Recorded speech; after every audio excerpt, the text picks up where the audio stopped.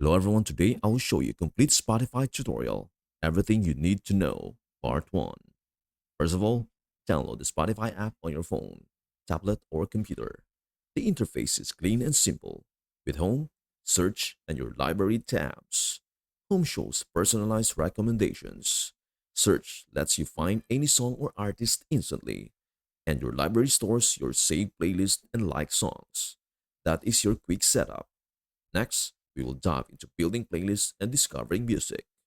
First, to create a playlist, open the app and go to your library.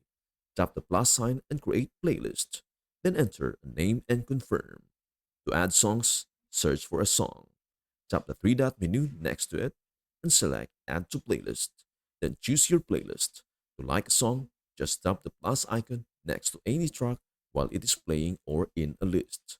To follow artists or podcast, search for the artist or podcast. Open their profile page and tap the follow button. And that is everything you know about complete Spotify tutorial, everything you need to know part 1. Before we end, may I humbly ask you a favor? Please do like, share, and subscribe to our channel. This means the world to us. Thank you so much for watching. We hope to see you in our next video.